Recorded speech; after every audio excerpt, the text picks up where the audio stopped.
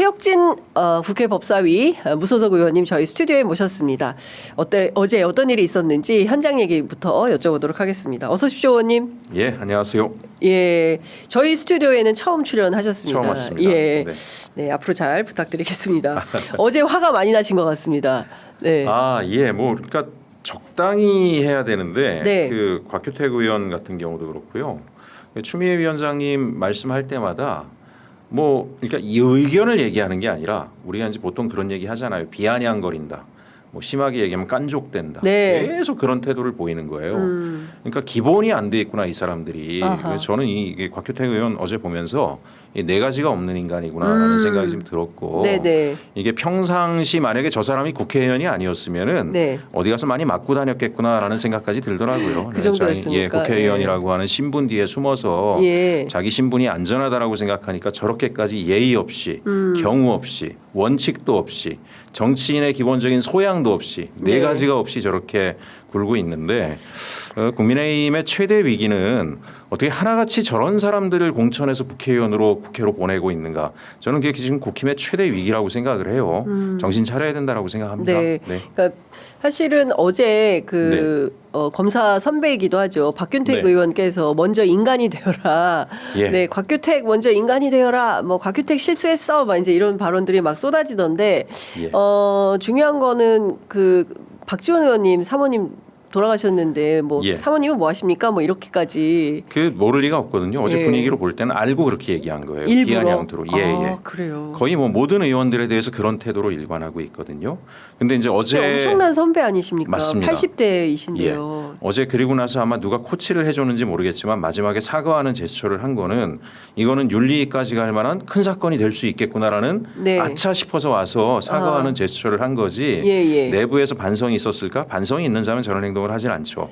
그래서 저는 이거 분명히 추미애 위원장님께도 제가 말씀드렸지만은 윤리 제소를 해야 된다. 예. 물론 윤리 제소까지 가도 뭐 저 내면까지 저렇게 돼 있는 게 버르장머리가 고쳐지지는 않겠지만 네. 제대로 예. 징계를 해야 된다 이렇게 생각을 하고 있습니다. 그 국민의힘에서는 지금 나경원 의원을 그 야당 간사로 선임해 달라고 계속 요구를 하고 있는데 지금 네. 번번이 부결되고 있습니다. 예. 어제 투표 기표소까지 설치하고 투표를 맞습니다. 했는데 10분이 투표해서 10명이 만장일치로. 10명이 만장일치로 이제 부결을 시켜버렸어요. 네. 국민의힘은 왜 이렇게 나경원 의원을 간사로 선임하려고 한다고 생각하십니까? 그러니까 전체적인 기류인데 네. 그 법사위에 들어와 있는 국민의힘 의원들이 하나같이 똑같이 이렇게 이야기를 합니다.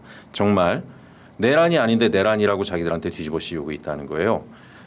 내란이 아니라고요? 예, 내란이 아니랍니다. 지나가는 소가 웃을 일이죠. 심지어는 예. 뭐라고 얘기하냐면 내란은 민주당의 방조에 의해 생겼다는 거예요. 김민석 의원이 계엄이 있을 수도 있다라고 하는 얘기했다는 거, 그 얘기를 인용하면서 그러면 있는 거 알았으면 니들이 막을 수 있었는데 일부러 안 막은 거 아니냐, 이런 궤변까지 늘어놓고 앉아 있거든요. 나경원을 내세우는 이유는 뻔한 거죠. 내란에 대한 사법적 조치, 수사를 갖다 철저하게 방어하기 위해서 나경원을 저는 간사로 내세웠다라고 생각을 하고요. 또 하나 나경원 스스로가 이제 엊그제 2년 구형을 받지 않았습니까? 네, 징역 2년. 그것도 말도 안 되는 건데 예. 그 빠루 같은 거 들고 흉기 들고 날뛰면 보통 사람 같으면 5년 이상 형 나와요.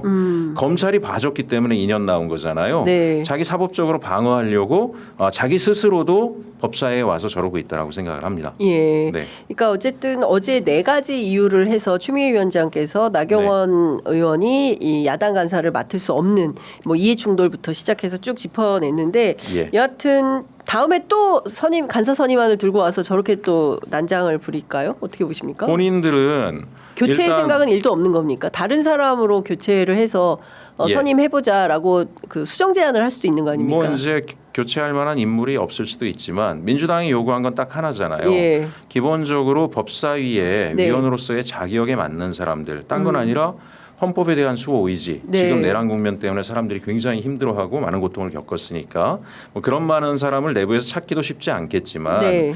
최소한 합리적인 예. 그 뭐랄까 소통이 될 수 있는 사람을 좀 내세워라. 나경원 같은 경우에는 지금까지도 계속 장애 집회 나가가지고 똑같은 얘기를 하고 있는 거잖아요. 얼마 전에도 민주당이 나치당이다. 지금 히틀러 당이 돼가고 있다. 이런 얘기들을 떠들고 있어요. 맞습니다. 저런 사람들을 내세우고 간사로 선임해달라는 건 도저히 받아들일 수 없는 거고요. 네. 어제 어쨌든지 간에 뭐 호선이 원칙이다라고 얘기하는데 호선도 네. 국민적 공감대 위에 있는 거죠. 네. 국민들이 용납할 수 없는 법적으로도 용납할 수 없는 사람을 내세워놓고 관행을 지키라? 그건 말이 안 되는 거고 그렇기 때문에 많은 분들이 이의 제기한 거고 네. 이의 제기가 나왔기 때문에 추미애 위원장께서는 표결에 붙인 거잖아요. 예. 안건이 됐고 표결에 붙어서 부결이 됐기 때문에 네. 일사부재리의 원칙상 다음번에 나경원을 내세우면 안 되고요. 네. 아까 이해충돌 얘기하셨는데 남편이 현직 법원장이에요. 그렇습니다. 그 자기의 피감 기관에 있습니다. 네. 제 경우를 말씀드리면 저는 저희 아버지가 이제 상지대학교 민주화 투쟁 하시면서 네. 시민사회로 해서 이제 비상임 이사를 맡고 있거든요. 네, 네.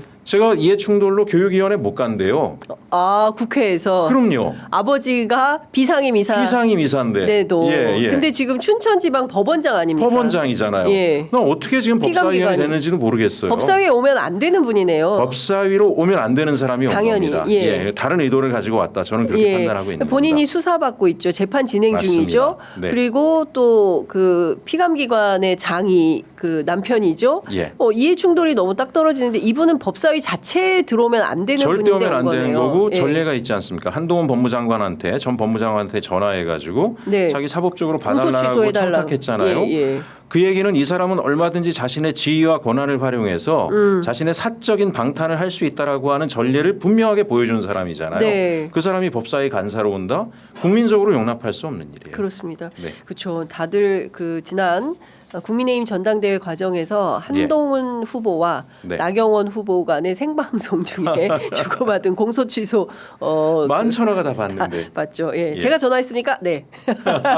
다 기억하고 있기 때문에 예. 그 부분에 대해서는 이해충돌 소지가 많다, 어렵다 이런 말씀 좀 주셨습니다.